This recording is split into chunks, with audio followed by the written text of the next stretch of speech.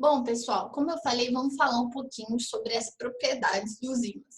Como a gente viu lá, uma das descobertas que foi feita em relação aos ímãs foram as regiões onde as interações magnéticas eram mais intensas, ou seja, onde esses tipos de materiais atraíam mais materiais metálicos, como o ferro. Essas regiões ficaram conhecidas como os polos magnéticos. E os polos magnéticos têm o nome de norte e sul.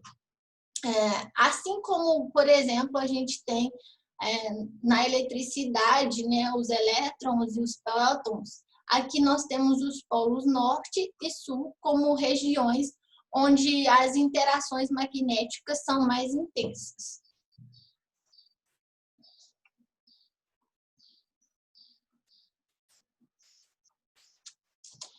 Uma relação que existe nesses polos é que eles têm a propriedade de se atrair e se repelir. Assim como os elétrons, né, e os prótons, quando eles têm o mesmo sinal, eles se repelem, quando eles têm sinais diferentes, se atraem. Isso acontece também com os polos magnéticos.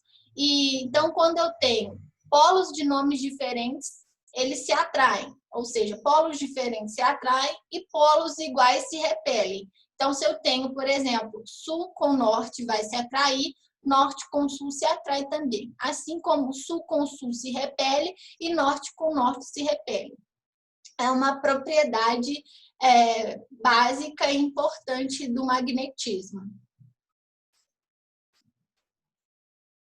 Outra propriedade importante e super interessante dos ímãs é a inseparabilidade dos polos.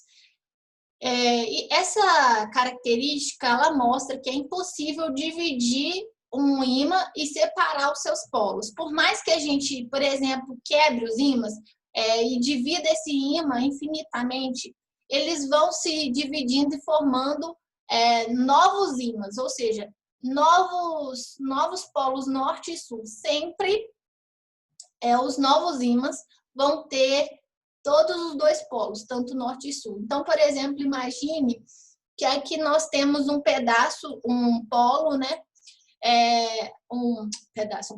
Um ímã grande que tem os polos norte e sul.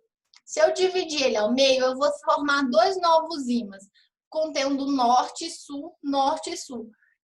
Observem que aqui a imagem reconfigurou como sul 1 e norte 1, é só para mostrar que na divisão vão aparecer sempre os polos novos, né? Sempre vão ter os dois. E se eu dividir de novo, no meio, esses dois ímãs vão formar novos polos. Então, essa divisão ela vai acontecer até que se obtenha átomos que têm a propriedade de um ímã, que a gente chama de ímãs elementares. Então, basicamente, um material que forma um ímã, um material que tem essa propriedade magnética, ele vai ter uma partícula tão pequena como um mini ímã, vamos falar assim, lá dentro, que a gente chama de ímãs elementares. E esses ímãs elementares formam a propriedade magnética desse ímã grandão. É como se os elétrons que tivessem ali formassem a propriedade daquele condutor em relação à eletricidade. Aqui a gente está falando em relação ao magnetismo, mas se aproxima, tá? Então, é isso para as propriedades. Daqui a pouco a gente volta para a gente falar sobre as linhas do campo magnético e sobre esse campo magnético que aparece quando esses materiais magnéticos, como os ímãs, né, eles apresentam-se em determinado local, tá? Então, daqui a pouco a gente volta.